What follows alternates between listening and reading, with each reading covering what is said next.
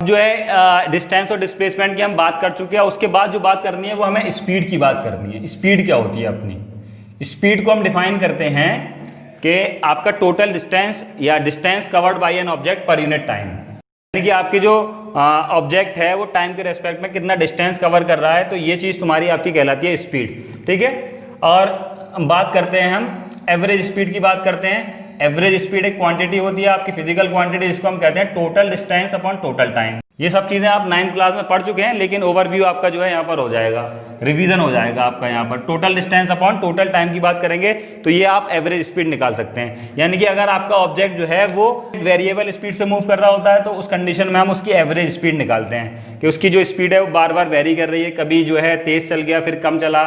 ठीक है, तो उस कंडीशन में हम देखते हैं कि उसने टोटल डिस्टेंस कितना कवर किया और उसमें उस पूरी जर्नी में टोटल टाइम उसे कितना लगा। तो ये चीज़ जो आपकी कहलाती है वो एवरेज स्पीड कहलाती है। एवरेज स्पीड को अगर मैं एक फॉर्मूला देखूं इसका कि अगर जो आपका ऑब्जेक्ट है वो x1 डिस्टेंस कवर किया है, x2 डिस्टेंस कवर किया अप टू xn, तो x1 जो डिस्टेंस है उसने v1 वेलोसिटी से कवर किया, x2 v2 वेलोसिटी से, और vn डिस्टेंस जो है वो vn xn डिस्टेंस जो है वो vn वेलोसिटी से कवर किया।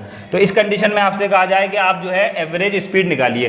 तो एवरेज स्पीड निकालने के लिए आपके पास यहाँ से आप टाइम निकाल सकते हैं हर एक जर्नी का, बार बार जो है अलग अलग जो है वो डिस्टेंस और अलग अलग स्पीड से कवर कर रहा है। तो टाइम का जो फॉर्मूला होता है वो क्या होता है आपका? Distance upon speed.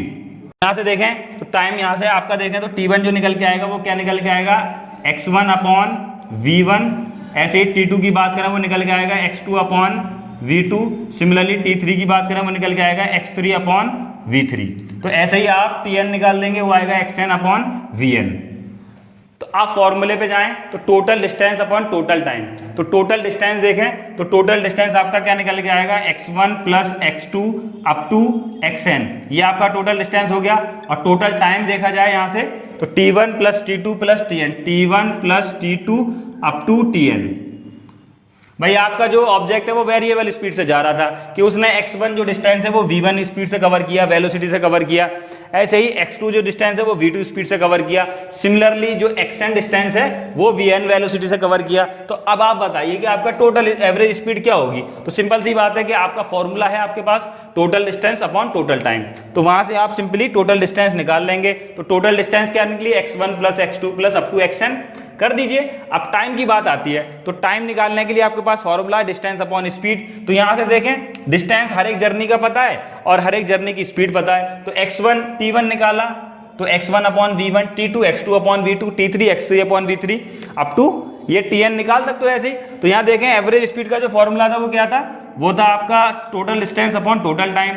तो यहाँ देखें आप इसकी वैल्यू पुट कर सकते हैं आप। तो ये तो हो जाएगा x1 plus x2 plus up to xn upon ये क्या हो जाएगा? x1 upon v1 plus x2 upon v2 plus up to xn upon vn। अगर मैं यहाँ पर जो है पहली दो डिस्टेंस को कंसीडर करूँ x1 और x2 को, और आपसे कहा जाए कि x1 जो है वो x2 के बराबर है, ठीक है, हमने कहा ये x के बराबर है, ठीक है, जब दोनों बराबर है तो उसको हमने x के इक्वल ले लिया। तो अब यहाँ से देखेंगे तो क्या निकल के आएगा? एवरेज स्पीड आपकी क्या निकल के आएगी? एवरेज स्पीड उस कंडीशन में आपकी निकल आएगी 2x ऊपर हो जाएगा, क्योंकि x1 और x2 x है, तो x प्लस x क्या हो जाएगा? 2x अपॉन, अब यहाँ देखें तो क्या आएगा? x अपॉन, ये क्या आएगा? x upon v1 plus x upon v2। तो यहाँ से आप एलसीएम ले लेंगे, ये क्या निकल के आएगा आपका? v1 v2 इसका एलसीएम आ जाएगा, और यहाँ आएगा तो क्या आएगा? x v2 plus x v1। तो यहाँ से देखें आप एवरेज स्पीड आपकी क्या निकल आएगी? ये मैंने इसका एलसीएम लिया सिंपली, ठीक है। तो अब आप देखें तो ये जो है आपका टर्म क्या बन गया? 2x अपॉन x कॉमन लिया यहाँ से v2 प्लस v1, ये तो ये वाला x कॉमन ले लिया हमने, v2 प्लस v1, और ये जो v1 v2 था इसको ऊपर लेगा तो क्या हो गया? v1 इंटू v2, x से x कैंसिल गया, तो फाइनली जो आपका बचा वो क्या बचा? Twice v1 v2 upon v1 plus v2। That is your average speed आपने निकाल ली। किस कंडीशन में निकाली है? कि आपका जो ऑब्जेक्ट है वो जो है जो डिस्टेंस कवर कर रहा है वो सेम डिस्टेंस कवर कर रहा है, लेकिन वेलोसिटी है वो अलग अलग है। तो उस कंडीशन में आप निकाल सकते हैं सिंपली डायरेक्ट फॉर्मूला लगा के। आपको अगर सिर्फ वेलोसिटी दे रखा है, कभी कभी सवाल में होता है कि आपसे कह दिया जाता है कि a boy is covering distance from school to home with 50 kilometre per hour and returning back to the home with speed 30 kilometre per hour. तो उस कंडीशन में आप उसकी एवरेज स्पीड निकालिए। तो आपको सिर्फ स्पीड दे रखी है, वहाँ पे ना डिस्टेंस दे रखा ना टाइम दे रखा। अब या तो एक काम करें कि भाई टोटल डिस्टेंस निकाल लें, उसके बाद इसको टोटल टाइम निकाल लें, उस हिसाब से निकाल लें, ठीक है। टोटल डिस्टेंस को आप x मान के कर लें, या फिर आप डायरेक्ट ये फॉर्मूला पुट करके एवरेज स्पीड कैलकुलेट कर सकते हैं, ठीक है। तो ऐसे ही आप जो है 3 मोशन के लिए भी निकाल सकते हैं कि अगर आपका ऑब्जेक्ट जो है वो 3 डिस्टेंसेज अलग अलग स्पीड से कवर कर रहा है और जो इस डिस्टेंस है वो सेम है, तो उस कंडीशन में भी आप इस फॉर्मूले को लगा सकते हैं।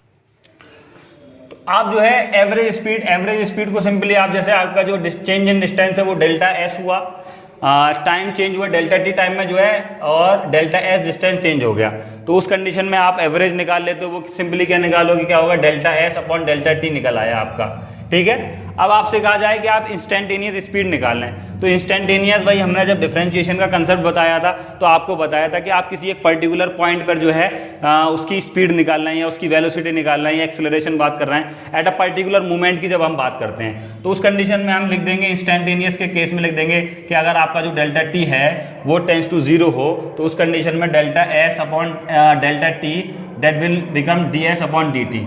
ये चीज़ हमने निकाली थी वहाँ पर। तो ये जो इंस्टेंटेनियस स्पीड की बात करेंगे तो वो तुम्हारे निकल आएगी D S upon D T, यानी कि डी एस क्या है आपका, small change in the distance upon small change in time, ठीक है। ये आपकी हो गई इंस्टेंटेनियस स्पीड। अब ऐसे ही हम बात कर सकते हैं स्पीड की, हमने बात कर ली। वेलोसिटी अगर मैं बात करूं तो क्या होगा, जैसे ये स्पीड क्या कह रहा था आपका, डिस्टेंस अपॉन टाइम या distance per unit time. Similarly जब हम वेलोसिटी की बात करते हैं तो वेलोसिटी होता है आपका displacement per unit time. Speed एक स्केलर क्वांटिटी है, ठीक है, और वेलोसिटी एक वेक्टर क्वांटिटी है, तो ये आएगा डिस्प्लेसमेंट पर यूनिट टाइम। आपका वेलोसिटी निकल आया सिंपली डिस्प्लेसमेंट अपॉन टाइम। अब हम एवरेज वेलोसिटी की बात करेंगे तो एवरेज वेलोसिटी भाई simply total displacement upon total time. तो ये आपकी बात हो गई distance, displacement, speed, average speed, velocity और एवरेज वेलोसिटी, ठीक है। इस पे आप जो है कुछ न्यूमेरिकल प्रॉब्लम सॉल्व कीजिए स्पीड और एवरेज स्पीड के बेस पे, ठीक। और उसके बाद हम नेक्स्ट क्लास में बात करेंगे, अगली जो बात करेंगे एक्सेलरेशन या ग्राफिकल रिप्रेजेंटेशन ऑफ मोशन की बात नेक्स्ट क्लास में करेंगे हम।